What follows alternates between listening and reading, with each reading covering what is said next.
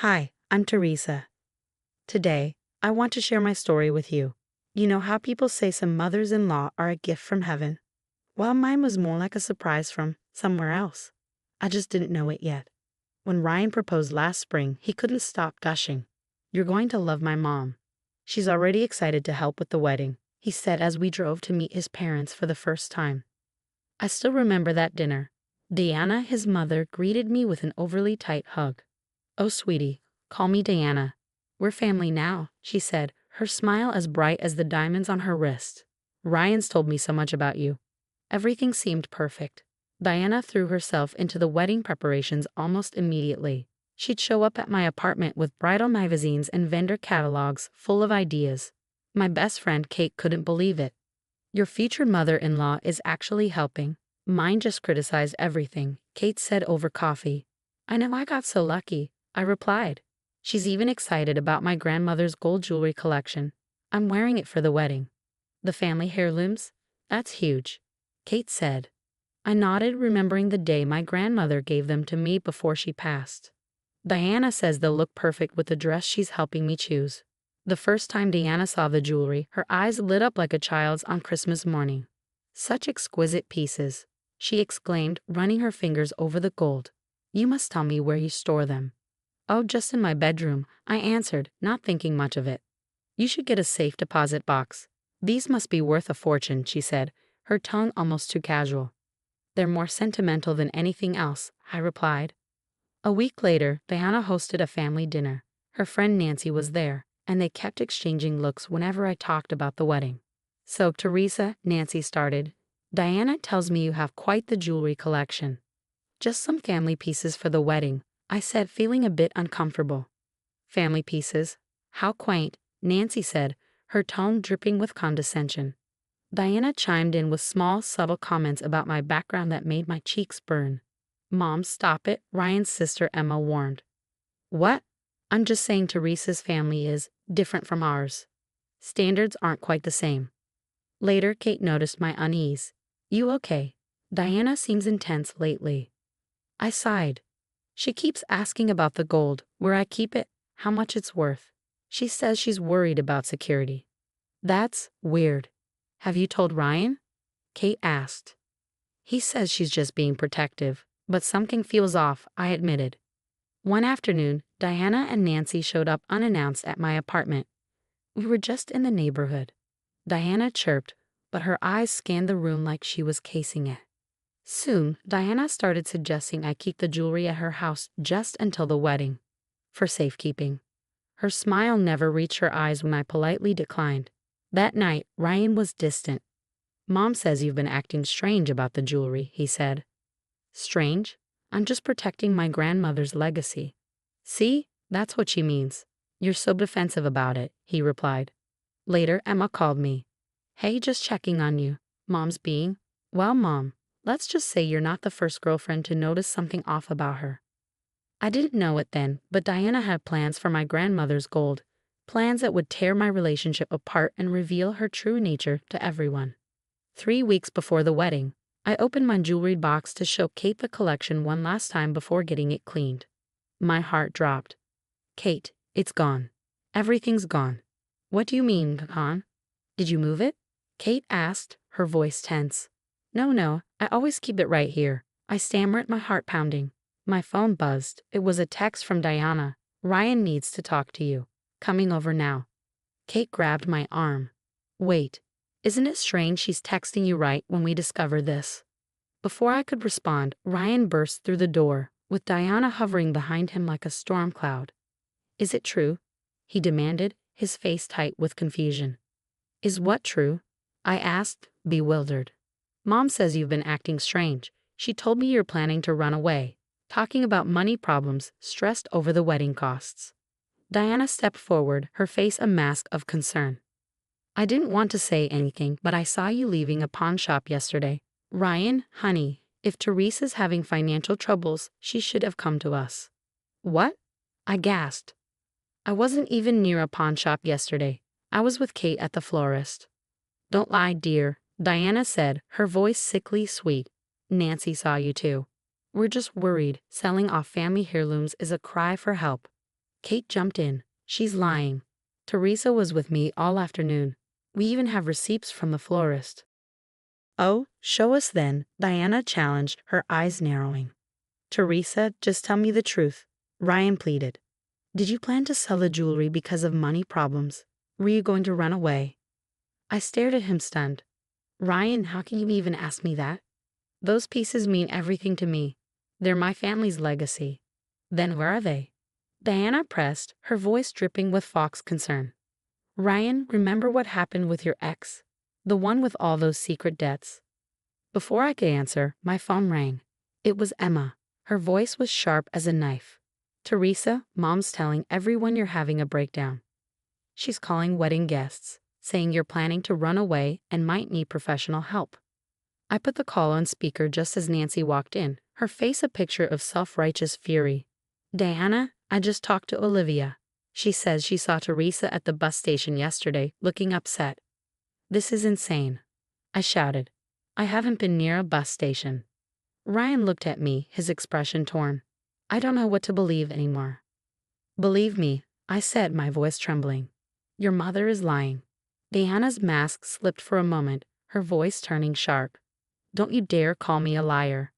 She turned to Ryan. She's clearly not stable. Selling heirlooms, running away. What else is she hiding? Kate stepped between us, her voice firm. Everyone needs to leave. Now, Ryan, if you believe these lies over your fiancée, you don't deserve her. After they left, I collapsed into tears. Kate, she planned this. She's been planning it all along. Kate put an arm around me. We'll prove it. Emma texted shortly after. I want to help. This isn't the first time Mom's pulled something like this. My phone buzzed relentlessly with messages from wedding guests, asking if I was okay. Diana had worked fast, spreading her poison everywhere. But she made 3 big mistakes. First, she didn't know about my apartment's new security system. Second, she underestimated Emma's loyalty to the truth. And third, she had no idea Nancy's daughter Olivia had grown a conscience. The security company just emailed me the footage. I told Kate and Emma over coffee. I played the clip. Emma gasped. That's Mom. She's using Ryan's spare key to sneak in. I knew it. She only asked for his keys to help with errands. Kate frowned. The footage shows her entering, but we can't see what she did inside. We need more. My phone buzzed with another text from Ryan. Mom's really worried. Maybe we should postpone the wedding. Emma grabbed her phone. Olivia just agreed to meet us. She's sick of Mom and Nancy's games. At a quiet diner, Olivia looked at us nervously. I'm sorry, Teresa. They made me lie about seeing you at the bus station. Emma leaned forward. Tell us everything. Olivia hesitated, then sighed. Diana's been planning this for weeks. She said you weren't good enough for Ryan, that she needed to expose you as unstable. Did she mention the jewelry? I asked. She said she knew exactly where you kept it. She thought if it was gone, you'd fall apart and prove her point. Emma clenched her fists. Classic Diana. She did something similar to Ryan's college girlfriend, accused her of stealing Dad's watches. What happened to her? I asked. She broke up with Ryan. Diana won. Emma's voice was firm. But not this time. My phone buzzed again. A text from Diana. Having a nice chat with Olivia, dear. Shame if Ryan found out you're turning his sister and friends against his mother. Kate's eyes widened. She's watching us. Good, I said, smiling coldly. I typed a reply. Hey Nancy, why don't you join us? I can see you in your car outside. Nancy stormed in moments later, her face red with anger. Olivia, get in the car. Now. No, Mom. I'm done lying for you and Diana, Olivia snapped. Emma stepped forward, her tone icy. Nancy, we have the footage. Want to see your best friend breaking into my future sister-in-law's apartment? Nancy's face turned pale, her bravado faltering. Diana said she was just trying to protect Ryan, Nancy stammered. By stealing my grandmother's jewelry? By spreading lies? I shot back. Olivia, trembling but resolute, blurted, she has the jewelry at her house. It's in the guest room closet behind the old photo albums. Olivia, stop talking. Nancy hissed. Or what? Kate interjected, phone in hand, recording everything. Go on, Nancy. Tell us what Diana will do. My phone rang, breaking the tension. It was Ryan. Babe, where are you? Mom's having some kind of emergency. She wants everyone at the house right now. I glanced at the group and smiled. Perfect timing. We're all on our way. Emma's grin was wicked, ready to take down the queen of manipulation. More than ready, I turned to Nancy. And you're coming too. Time to pick a side. When we arrived at Diana's house, the five of us, Kate, Emma, Olivia, Nancy, and I, stood united. Diana opened the door, her usual composed smile faltering when she saw us. "What's this?" she asked, her voice tight. "Ryan, honey, I said I wanted a private family meeting." "Oh, but we're all family here, aren't we, Diana?" I stepped forward, my voice calm but cutting. "Especially since you've been so concerned about my grandmother's jewelry." Ryan looked at me, confused. "Mom, what's she talking about?" I nodded toward Emma. "Check the guest room closet behind the photo albums." Diana lunged toward the stairs. "Don't you dare go into my private spaces." But Kate and Olivia blocked her path. "Ryan," I said, pulling out my phone, "remember when you gave your mom the spare key to my apartment? Want to see what she did with it?" I played the security footage. The color drained from Ryan's face as he watched his mother sneak into my apartment. "Mom," his voice cracked. "I was just checking on her," Diana sputtered. "She's been acting strange, and I found the jewelry. Found them," Emma called, coming down the stairs with my grandmother's gold, carefully wrapped in a silk scarf. Diana's mask finally shattered. "Those are mine. She gave them to me." Nancy's voice trembled as she finally broke her silence. "I can't do this anymore, Diana. Tell them the truth." Diana's eyes darted around the room, searching for allies. "You're all against me, after everything I've done for this family." "You stole these," Emma said coldly. "Then you made everyone think Teresa sold them." "Why?" "She's not right for Ryan," Diana shrieked. "I had to show him her true nature." Ryan stared at her, his voice barely above a whisper. "The only true nature you've shown is yours, Mom." Diana turned to Nancy in desperation. "Help me?" Nancy stepped back. "I've already called my husband. He's a lawyer, and we're going to make this right." "Make what right?" Diana's voice cracked. "I'm your best friend.